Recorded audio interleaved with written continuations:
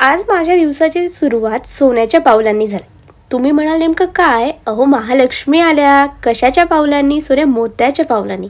कशाच्या पावलांनी? सुख समृद्धीच्या पावलांनी. कशाच्या पावलांनी? आयुरारोग्याच्या पावलांनी. आमच्या बिल्डिंगमध्ये वरच्या काकूंकडे महालक्ष्मी असतात. त्यांनी आम्हाला ज्येष्ठा गौरींच्या आवाहनासाठी आमंत्रित केलं होतं आणि कुंकुवाचे छापे मारण्याचं काम मात्र त्यांनी माझ्याकडे दिलं होतं. काकूंनी प्रत्येक पायरीवर रांगोळीने ज्येष्ठा गौरींची पावले काढली होती. अगदी पहिल्या पायरीपासून तर थेट त्यांच्या घराच्या देवघरापर्यंत. मी कुंकवाचे छापे मारत आमच्या फ्लोअरवरून पोहोचले. तिथे मम्मी ज्येष्ठा गौरींच्या पूजेसाठी तयारच होत्या. त्यानंतर महालक्ष्मी आल्यावर त्यांनी आमच्या फ्लोअरला त्यांची पूजा केली, त्यांना ओवाळलं. त्यानंतर आम्ही काकूच्या घराकडे वळलो.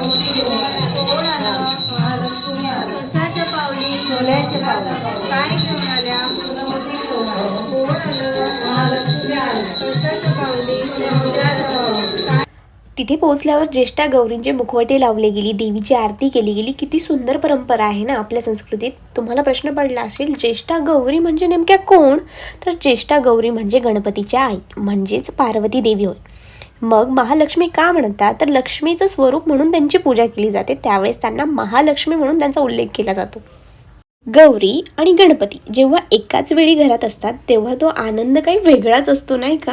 ज्येष्ठा गौरीच्या आगमनाची, पूजेचे, विसर्जनाचे असे 3ही दिवस धर्मशास्त्राने निश्चित करून ठेवलेले असल्यामुळे गौरी मात्र ठरलेल्या दिवशी येतात आणि ठरलेल्या दिवशी जातात. आज येतात, उद्याचा दिवस राहतात आणि तिसऱ्या दिवशी विसर्जनासाठी निघतात. गणपती बाप्पा आपले गोळाचे भोगते, त्यांना गोळाचंच म्हणजे गोड वस्तूचा नैवेद्य द्यावा लागतो. त्यांना जर एखाद्या वेळेस तिखट खाण्याची इच्छा झाली तर गणोबाच्या आई आहेत ना, तीही इच्छा पूर्ण गणोबांची करण्यासाठी ज्येष्ठा गौरी आपल्या घरी येत असतात. खूप सुंदर डेकोरेशन त्या काकूंनी केलं होतं. आणि एक विशेषता ज्येष्ठा गौरीची अशी की त्या दिवशी ज्येष्ठा गौरींच्या नैवेद्यासाठी जे पदार्थ केली जातात ना, ते खूप खूप टेस्टी असतात. आणि बघा ना, त्या काकूंनी खूप सारे नैवेद्यासाठी पदार्थ तयार केले होते. ते सुंदर वारकरी, पांडुरंग, किती सुंदर थीम ठरली होती. मला वाटतं किती लकीत ना ते व्यक्ती ज्यांच्या घरी ज्येष्ठा गौरी येतात.